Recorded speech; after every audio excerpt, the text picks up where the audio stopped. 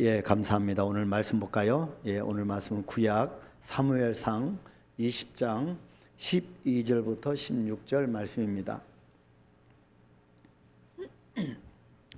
사무엘상 20장 12절로 16절 말씀이 본문인데요. 원래 이 본문을 우리가 택하면 그 전후해서 거의 한두 장을 계속 우리가 같이 읽으면 오늘 이 말씀이 이해되는 데 굉장히 도움이 될 것입니다. 우리 다 같이 사무엘상 20장 12절로 16절 말씀을 다 같이 합독합니다. 다 같이 읽습니다. 요나단이 다윗에게 이르되 이스라엘의 하나님 여호와께서 증언하시거니와 내가 내일이나 모레 이맘때에 내 아버지를 살펴서 너 다윗에게 대한 의향이 선하면 내가 사람을 보내어 네게 알리지 않겠느냐. 그러나 만일 내 아버지께서 너를 해치려 하는데도 내가 이 일을 네게 알려주어 너를 보내어 평안히 가게 하지 아니하면 여호와께서 나 요나단에게 벌을 내리시고 또 내리시기를 원하노라. 여호와께서 내 아버지와 함께 하신 것 같이 너와 함께 하시기를 원하노니 너는 내가 사는 날 동안에 여호와의 인자하심을 내게 베풀어서 나를 죽지 않게 할 뿐 아니라 여호와께서 너 다윗의 대적들을 지면에서 다 끊어 버리신 때에도 너는 내 인자함을 내 집에서 영원히 끊어 버리지 말라 하고 이에 요나단이 다윗의 집과 언약하기를 여호와께서는 다윗의 대적들을 치실지어다. 예, 아멘. 예. 여러분 우리 성도가요, 하나님 믿는 사람들이 말씀을 묵상하고 말씀을 통하여 나에게 말씀하시는 하나님의 뜻을 깨닫는 것이 얼마나 기쁜지 모릅니다. 매일매일 우리가 깊이 묵상하고 나에게 주신 말씀을 통하여 깊이 상고하고 또 삶에 적용하고 살아갈 때 하나님은 얼마나 생명력 있게 우리가 역동적으로 나의 삶을 이끌어 가시는지를 우리가 깨달을 때 이것보다 더 기쁜 일이 있겠는가 싶습니다.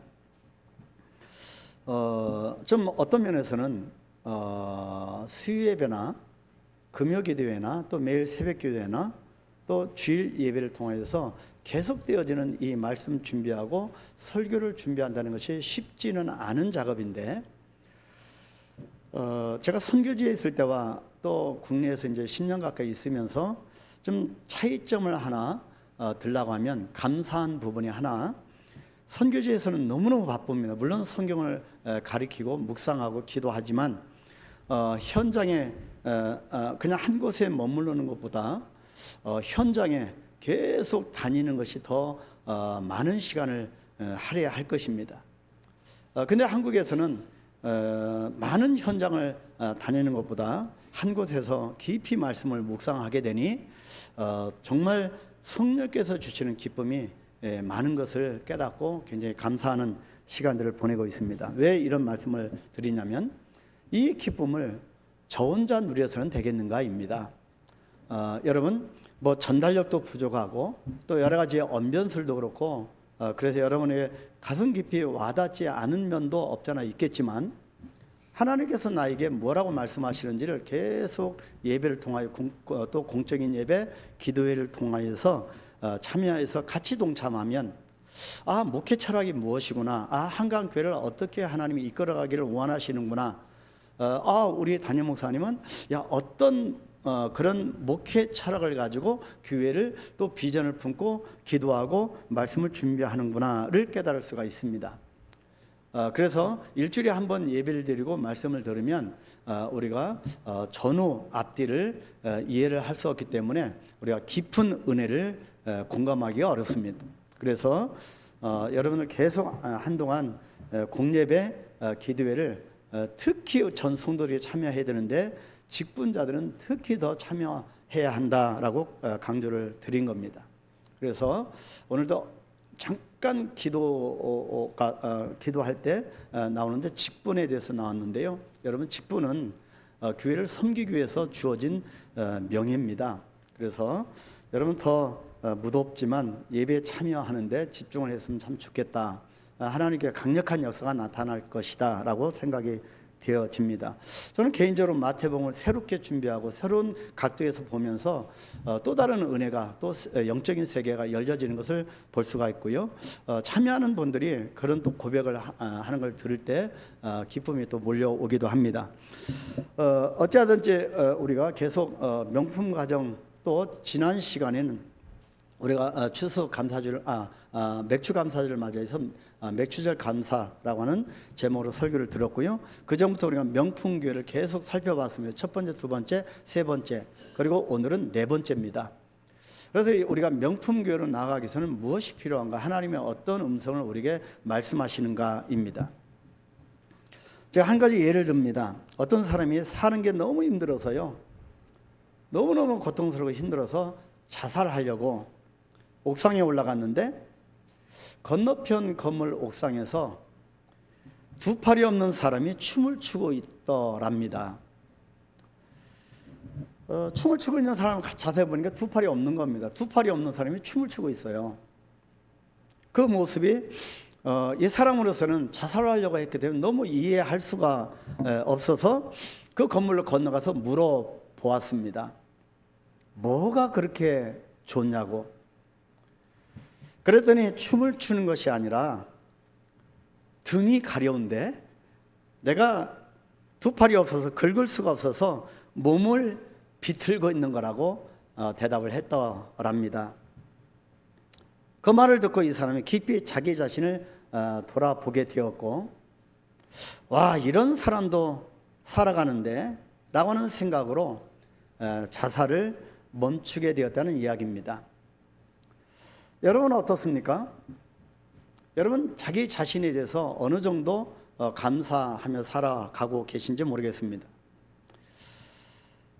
말 한마디에 상처를 받아서 인생이 뒤틀린 사람이 의외로 많습니다.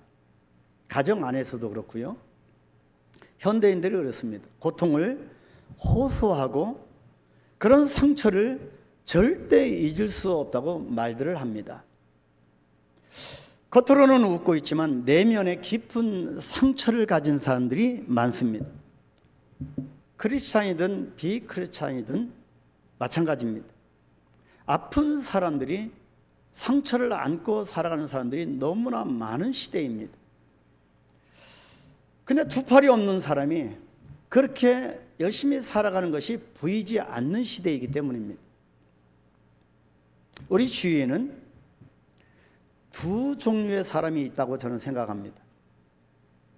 한 부류는 인생에서 삶을 살다가 상처받고 아파하고 고통을 호소하면서 살아가는 사람들이고, 다른 부류는 그런 사람들을 치유하고 위로하고 세워주는 사람들입니다. 이런 사람들을 우리는 치유자라고 부를 수 있습니다.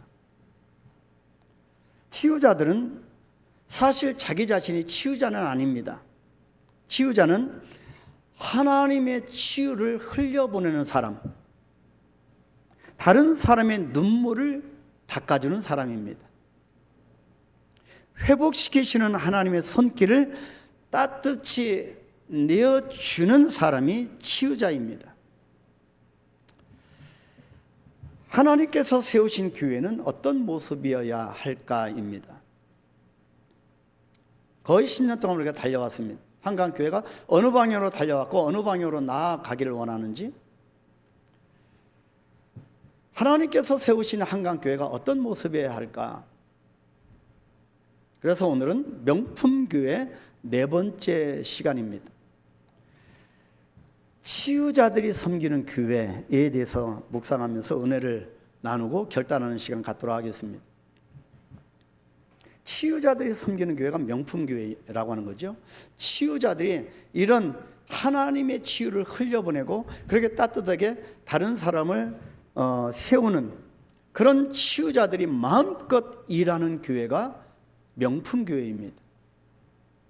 자, 첫 번째 치유자들이 섬기는 교회는요, 위로해주고 세워주는 치유자입니다.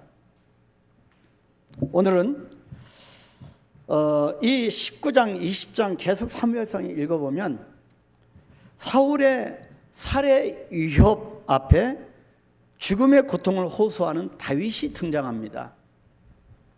사울왕이 끊임없이 다윗을 죽이려고 합니다. 그런데 그런 다윗을 위로해주고 세워주는 한 사람이 있습니다. 바로 요나단입니다. 치유자의 모습입니다. 그런데 우리는 요나단이 누군지를 알기 때문에 참 당황스럽습니다. 왜입니까? 사무엘상 19장 1절 2절을 여러분 읽어보시면 거기 뭐라고 합니까? 요나단은 사울의 맏아들입니다. 사울의 아들입니다. 장차 나라를 이어받을 왕자입니다. 그런 요나단이 아버지의 뜻을 거스리고 다윗을 살피고 있다고 합니다. 다윗을 심히 좋아해서 오히려 아버지의 정적이라고 볼 수 있는 이 다윗을 보호하고 있다는 겁니다. 아버지의 정적이면서 어쩌면 자신의 가장 강력한 경쟁자가 될 수 있는 다윗을 지금 보살피고 있는 것입니다. 한편으로 이해가 안 되죠. 요나단이 왜 그럴까요? 여러분은 왜 성경은 이 부분을 우리 지식으로는 상식으로는 이해가 안 되는 이 부분을 왜 성경에 기록하고 있을까요? 우리는 예수를 믿어도 이 부분에서 종종 넘어집니다. 가족 구성원끼리도 그렇습니다. 요나단이 세상 물정을 몰라서일까요? 바보여서 그럴까요? 아닙니다. 요나단은 하나님이 세워놓으신, 남겨두신 치유자이기 때문입니다. 치유자는 다른 사람을 자신의 눈이 아닌 하나님의 눈으로 보는 사람입니다. 요나단은 하나님의 눈으로 다윗의 고통을 먼저 보았습니다. 그리고 다윗의 고통을 읽어내고 다윗의 고난을 바라본 겁니다. 그래서 다윗을 치유하고자 하는 거지요. 그래서 요나단은 치유자입니다. 물론 진짜 치유자는요, 예수님 한 분이십니다. 예수회의 사제이기도 하고 영성가이자 심리학자로 널리 알려진, 여러분도 아실 겁니다, 헨리 나우웬이라고 하는 분은 그의 책에서 예수님을 상처 입은 치유자라고 했습니다. 이사야 53장 5절 말씀이 이렇게 기록하죠. 우리 잘 아시는 말씀 같이 한번 읽겠습니다. 이사야 53장 5절입니다. 그가 찔림은 우리의 허물 때문이요 그가 상함은 우리의 죄악 때문이라. 그가 징계를 받음으로 우리는 평화를 누리고 그가 채찍에 맞음으로 우리는 나음을 받았도다. 예수님이 진정한 치유자이십니다. 그래서 예수님께로 오면 다 치유를 받을 수 있는 거죠. 아멘이십니까? 예수님께서는 십자가를 짊어지시고 갈보리 산을 오르시면서 채찍에 맞기도 하고 창으로 찔림을 당하기도 하고 결국에 깊은 상처를 입으셨습니다. 왜 하나님의 아들이 그렇게까지 상처를 받으셨을까요? 왜 그렇게 모욕을 당하십니까? 그것은 바로 저와 여러분을 치유하기 위해서였습니다. 예수님은 진정으로 치유자가 되시기 위해서 우리 인생들이 내가 경험해야 하는 상처를 스스로 받으신 것입니다. 그래서 헨리 나우웬은 예수님을 상처 입은 치유자라고 부른 것입니다. 오늘 설교를 들으시면서 우리들의 신앙 패턴이 온전히 달라지시게 되기를 축복합니다. 많은 사람들이 교회에 와서 하나님의 축복을 원합니다. 잘못된 것이 아닙니다. 기업이 잘 되고 내 자녀가 잘 되기를 바라고 내 기업이 돈이 많이 벌리고 성공하기를 원합니다. 나의 축복을 바라는 거죠. 잘못된 건 아닙니다. 그러나 진짜 축복은요, 내가 복을 받는 것을 넘어서서 내 주변이 나 때문에 복을 받는 것입니다. 다른 사람이 잘 되는 것입니다. 나 때문에.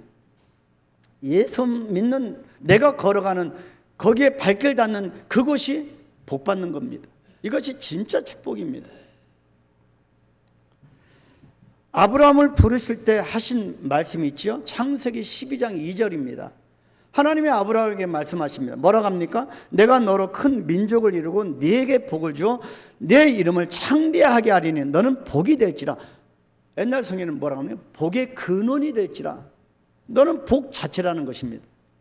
그래서 너 때문에 큰 민족이 이루어지고 이 민족이 너 때문에 복을 받는다는 것입니다. 이것이 진짜 복입니다. 이것이 예수 믿는 복입니다. 나 혼자 근근히 나만 잘 되고 나만 잘 살고 나만 잘 먹고 하는 것이 아닙니다. 그래서 예수 믿으면요, 잘 살든 그렇지 못하든 좀 호주머니를 털어서 내어줘야 합니다. 그래서 성경은 주는 자가 받는 자보다 복되다고 한 겁니다. 아브라함을 통해서 세상 사람들까지 하나님의 복을 받게 된다는 말씀입니다. 하나님이 우리를 구원하셔서 자녀를 삼으신 이유는 저와 여러분을 치유자가 되게 만들기 위해서입니다. 치유자는 하나님의 음성을 들려주고 다른 사람들에게 하나님의 뜻을, 섭리를, 음성을 들려주고 하나님의 손길을 느끼게 해주는 사람입니다. 치유자 때문에 상처받은 사람이 회복되고 하나님의 복을 만나게 되는 것입니다. 치유자가 누굽니까? 먼저 하나님께 변화를 받고 자신이 먼저 변화를 받고 다른 사람의 변화를 위해서 주님께서 일을 하게 하는 사람입니다. 여러분 어떻습니까? 이런 치유자로 한번 살아보시지 않겠습니까? 지금까지 나를 위해서 살아오셨다면 이제는 나를 좀 내려놓고 다른 사람을 위해서 한번 살아가 보지 않으시겠습니까?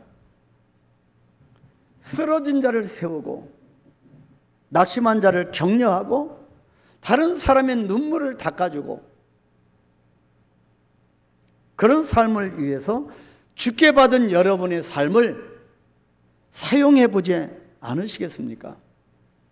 여러분 목사만 그렇게 사는 것이 아닙니다. 우리 모든 예수 믿는 사람들은 나보다 남을 낮게 여기며 여러분 호주머니 털지 않는 것은 다른 사람을 위한다고 볼 수 없습니다.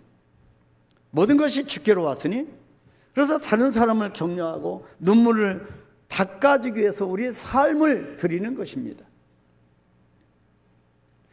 상처받은 사람과 같이 있는 일은요 고통스러울 수밖에 없습니다. 쉬운 거 아닙니다. 때로는 내 시간의 많은 부분을 내어주어야 합니다.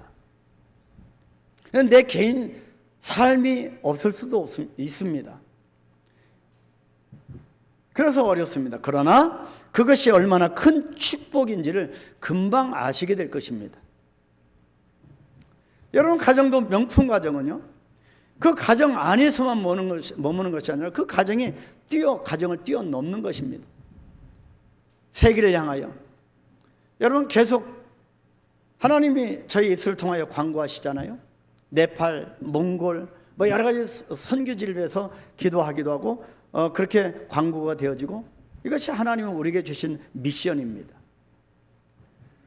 동참하시는 여러분들에게 축복합니다. 동참하는 자가 치유자입니다. 그래서 내 시간의 많은 부분을 내어줘야 합니다. 근데 결국에 이것이 얼마나 하나님의 축복으로 돌아오는지를 깨달을 수가 있습니다. 여러분, 움켜쥐는 자는, 나만을 위해서 사는 자는 그냥 그 범위에서 살 뿐입니다. 근데 우리가 베풀면, 손을 펼치면 더 많은 것을 하나님이 주심으로 더 많은 선한 영향을 끼칠 수 있다는 것입니다. 우리 한강교회가 그런 교회, 명품 교회가 되기를 소망합니다. 명품 교회는 위로해주고 세워주는 치유자가 많이 일어나서 마음껏 일하고 섬기는 교회입니다. 두 번째는 하나님을 주인으로 모신 치유자입니다. 여러분, 치유자가 어떤 사람일까요? 치유자는 특별한 사람이 아닙니다. 치유자에게는 아주 단순하고 공통적인 특징이 하나 있습니다. 그것은 바로 하나님을 주인으로 모시고 산다는 점입니다. 그래서 내가 내 인생의 주인이 아닙니다. 오직 주인의 모습을 닮아가는 것이 치유자의 모습입니다. 오늘 성경을 보시면 다윗은 사울의 살해 위협에 절망의 시간을 보내고 있었습니다. 어찌할 바를 몰라서 삶의 의욕을 잃어버리는 상태 아닐까요?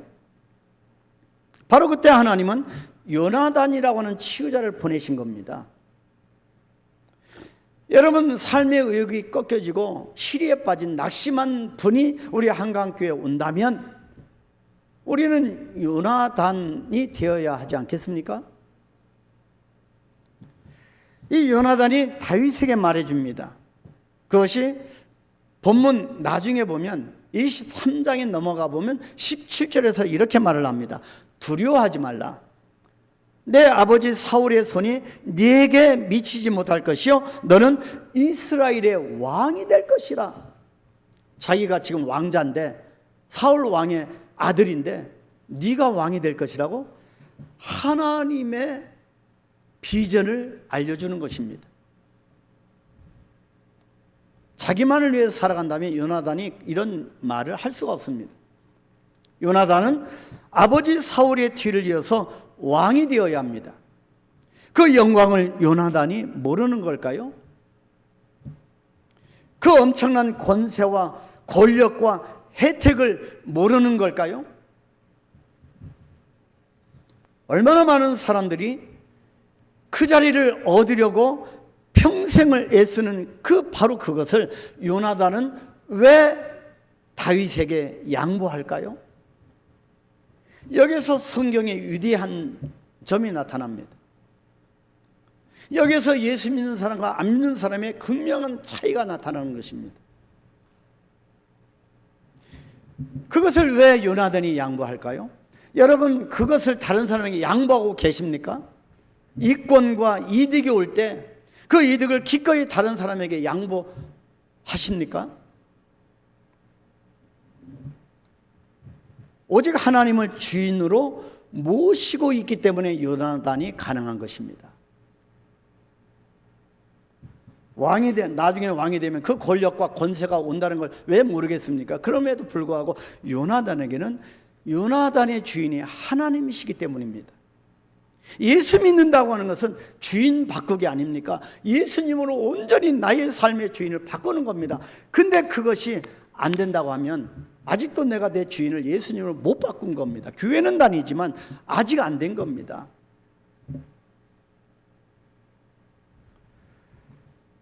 그래서 요나단은 하나님이 주시는 음성으로 다윗에게 지금 말하고 있는 것입니다.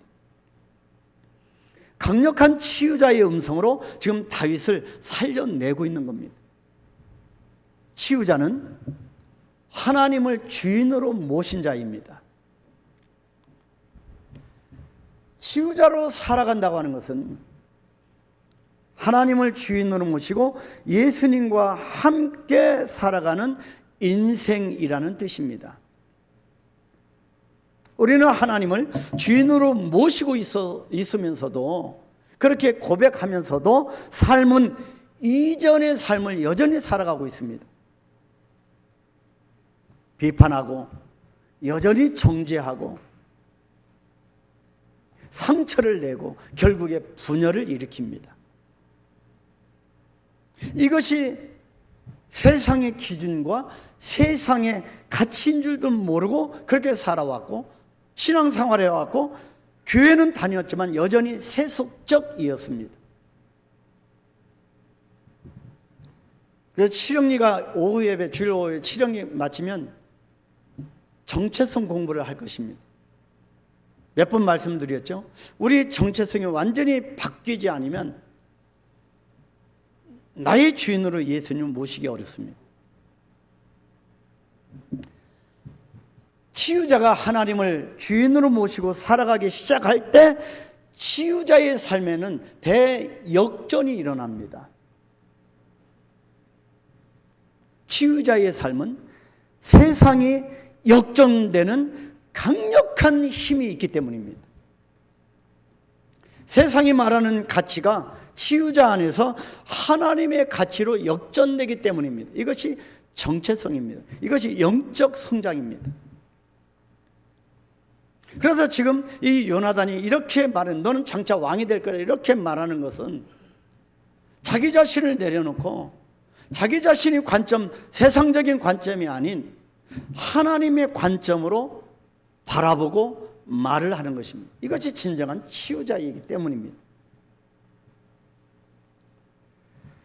요한복음 9장 1절에서 3절에서 예수님의 제자들이 뭐라고 합니까? 나면서 맹인된 사람을 보면서 예수님께 묻습니다. 이 사람이 병든 것이 이 사람의 죄 때문입니까? 여러분, 여기서 많은 이단들이, 거짓 선지자들이 공포심을 불러일으킵니다. 자녀들이 좀 아프면 조상의 죄 때문이다, 당신이 회개하십시오. 물론 맞는 얘기도 있지만 성경이 예수님이 뭐라고 하십니까? 이 사람이 병든 것이 이 사람의 죄 때문입니까? 부모의 죄 때문입니까? 제자들이 묻습니다. 당시의 랍비들이 그렇게 잘못 가르쳤기 때문입니다. 사람을 보는 눈이, 여러분, 이 사람들이, 제자들이 사람을 보는 눈이 어떻습니까? 죄를 지어서 병이 생겼다고 하는 그런 가치관입니다. 그런데 예수님께서 뭐라고 하십니까? 이 사람이 병든 것은 분명하게 말씀합니다. 하나님이 하시는 일을 나타내고자 하심이라고 합니다. 여러분, 우리 인간의 눈으로 볼 때 지금 불행 요소가 있으십니까? 죄 때문입니까? 여러분, 공포심을 유발하는 자는 잘못입니다. 역경이 있든지 순경이 있든지 그것을 통하여 하나님이 하시고자 하는 일을 나타내고 하나님의 영광을 나타내기 위함이라는 것입니다. 여러분, 진리가 너희를 자유케 한다면 이런 말씀을 통하여 자유함을 얻게 되기를 축복합니다. 예수님의 눈이 다르십니다. 관점이 다릅니다. 왜 다릅니까? 치유자이시기 때문입니다. 예수님의 십자가에 죽여다 아버지요. 아버지가 자신의 주인이기 때문입니다. 치유자이기 때문에 다릅니다. 그래서 예수님 안에서 세상은 역전을 당하게 되어 있는 것입니다. 내가 움켜쥐고 이 범위를 뛰어넘지 못하면 여전히 세상 속에서 살아갈 뿐입니다. 우리 한강교회는 세상을 역전시키는, 하나님이 주인 되는 그런 치유자가 되기를 축복합니다. 요나단이 보여주는 치유자의 삶은요, 세상이 역전되는 삶입니다. 여러분, 드라마도 반전이 있어야 재밌잖아요. 이런 대반전의 역사가 저와 여러분에게 하나님이 허락하신 겁니다. 교회는 바로 그런 곳이 되어야 합니다. 세상이 그대로 교회에 들어와서, 세상 사람이 그대로 그 관점으로 교회에 들어와서 회복되고 역전되어야 합니다. 오히려 그런 세상 사람들의 그런 가치에 우리 믿는 사람이 동화되어서 따라가서는 안 된다는 것입니다. 교회는 그런 곳입니다. 상처에서 치유로 역전되는 곳, 그것이 교회입니다. 우리 한강교회가 그런 교회가 되기를 축복합니다. 저와 여러분은 치유자로 살아내야 하고, 교회는 치유자들이 마음껏 일하고 섬기는 곳이 되어야 합니다. 그래서 자꾸 교회에서 열심히 뭐 하면 상처받고 시험 받는다, 이 잘못된 얘기입니다. 사탄에 속지 마십시오. 믿는 자에게 구할 것은 충성이라고 성경은 말합니다. 왜 충성하는 자가 낙심하고 시험 받아야 합니까? 이건 사탄이 주는 계략입니다. 속지 마십시오. 그래서 교회 일을 열심히 할수록 자꾸 시험 받는다고 합니다. 상처받는다고 합니다. 뭔가 잘못되어 있기 때문입니다. 치유자들이 마음껏 일하고 섬기는 교회가 명품교회입니다. 상처받은 사람들, 세상의 가치관에 매여 있는 사람들이 너무나도 많습니다.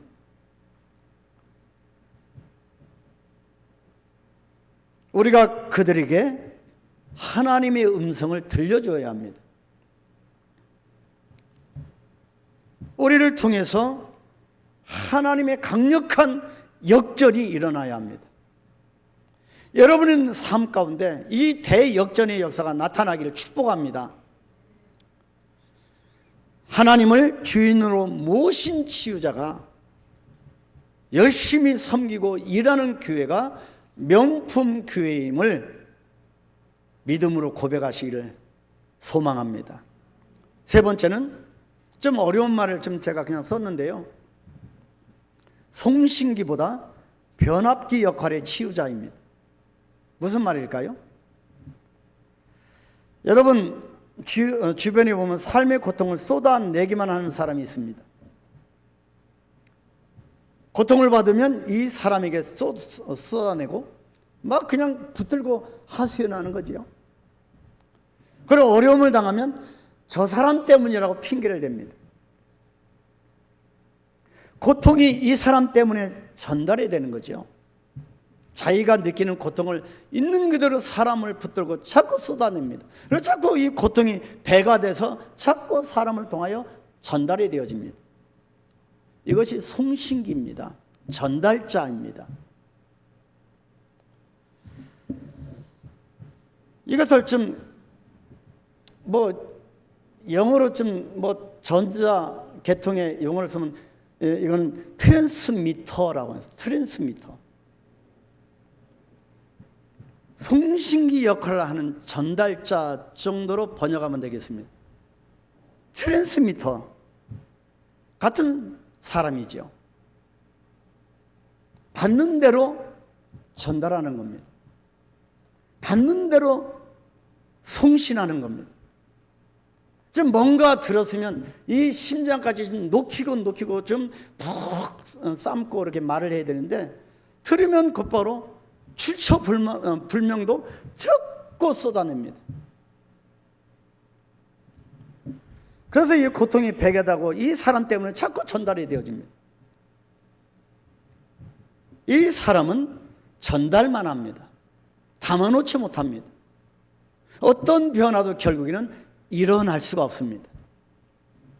반대로 변압기, 전환기라고 할 수가 있는 트랜스포머가 있습니다. 트랜스포머는요, 전기나 전자 분야에서 전압이나 전류의 성질을 바꾸는 변압기나 변환기를 뜻합니다. 요즘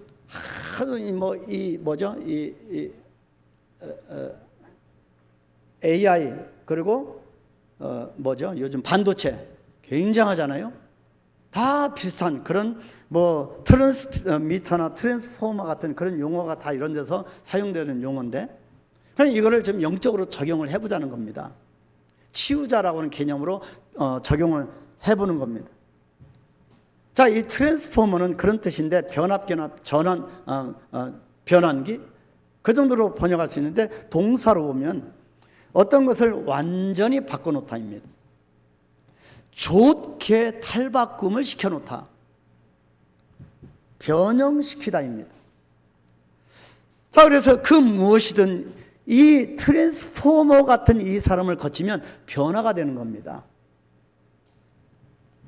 어떤 문제와 상처나 고통도 트랜스포머에게 오면 이 변압기 역할, 변환기 역할을 하는 이 치유자에게 오면, 통과되면 바뀌는 겁니다.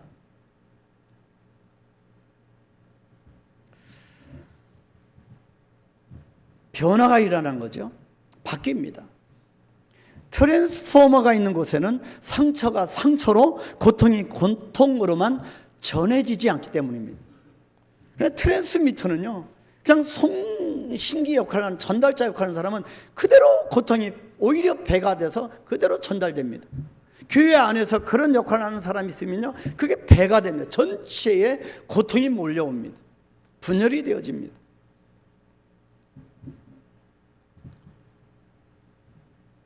근데 이 트랜스포머 같은 이 역할을 하는 사람은요, 이 사람을 통과하면 그런 상처와 그런 고통들이 전달이 안 됩니다.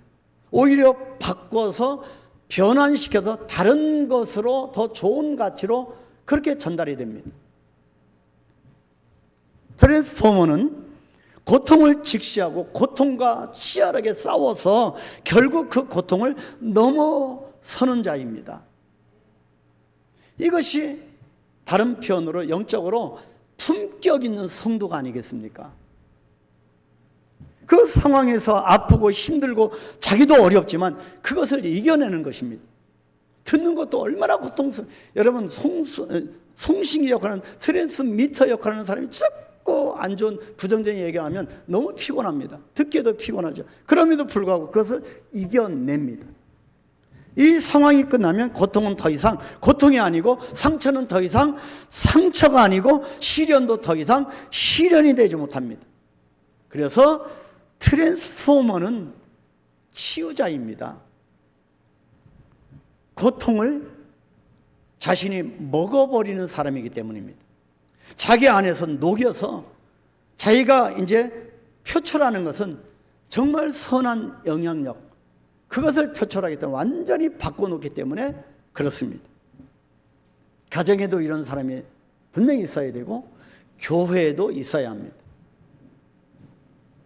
여러분은 어떠십니까? 여러분은 어떠십니까? 내가 80평생 살아왔고 90평생 살아왔는데 나는 어떤 사람으로 살아왔을까? 트랜스미터로 살아오셨습니까? 트랜스포머로 그렇게 변환시켜주는 그런 치유자로 살아오셨습니까? 여러분, 하나님 앞에 대답을 하셔야 합니다. 젊으나 나이 많으나 내 인생에 하나님의 은혜로 구원받았는데 천국 갈 백성인데 내가 지금까지 어떻게 살아왔지만 앞으로는 어떻게 살아갈 것인가? 트랜스미터가 아닌 트랜스포머로 살아가야 하지 않겠습니까? 요나단을 보십시오. 오늘 말씀을 보니까 요나단은 분명히 트랜스포머가 맞습니다. 변압기, 변환기 역할을 담당한 치유자가 맞습니다. 본문 13절 하반절에 이렇게 말씀하네요. 여호와께서 내 아버지와 함께 하신 것 같이 너와 함께 하시기를 원한다. 계속 아버지의 뜻을 어기면서까지 이 요나단을 보호하고 살려주는 겁니다. 다윗의 두려움을 하나님의 언약과 믿음으로 바꿔놓고 있는 것입니다. 이 트랜스포머의 역할입니다. 하나님이 주신 비전을 보여주는 겁니다. 그래서 그 시리에서 빠져나오게 하는 겁니다. 다윗은 두려워서 지금 떨고 있는데 요나단은 다윗에게 장차 하나님께서 일으키실 일들을, 다윗을 통하여 일으키실 일들을 말해주고 있는 겁니다. 너는 왕이 될 것이다. 제가 선교지나 국내나 목회하면서 사역하면서 정말 힘든 순간은요, 먹을 거 못 먹고 돈이 떨어지고 그거 아닙니다. 가장 힘든 순간은 아직도 신앙을 올바로 경험하지도 못한 사람들이 쉽게 낙심하고 이 공동체 안에 트랜스미터들 때문에 쉽게 상처받고 교회를 떠날 때입니다. 도저히 내 손에 어떻게 할 수 없는, 손을 쓸 수 없는 그럴 때입니다. 아직 그 영혼이 살아계신 하나님을 만나지도 못했는데, 아직 시련을 견딜 능력도 부양받지 못했는데, 함양되지 못했는데 교회에서 상처받고 떠나는 것입니다. 그것이 우리가 표현하는 가나안 성도 아니겠습니까? 다시 저 사람이 교회를 떠나서 다시 신앙생활을 제대로 할 수 있을지 알 수 없기 때문에 가장 가슴 아픈 이별이 아닌가 싶습니다. 왜 이런 일이 일어날까요? 교회 안에 트랜스미터 때문이 아닐까요? 부정적인 것을 그대로 쏟아내는 송신기 역할, 전달자 역할을 하는 트랜스미터들 때문일 것입니다. 계속 고통만 쏟아내고 비판과 정죄만 쏟아놓고 아무것도 달라지는 것은 없습니다. 내 자신이 하는 일이 얼마나 다른 사람들에게 해가 되는지를 알지 못합니다. 그래서 자꾸 원인을 다른 사람에게서만 찾습니다.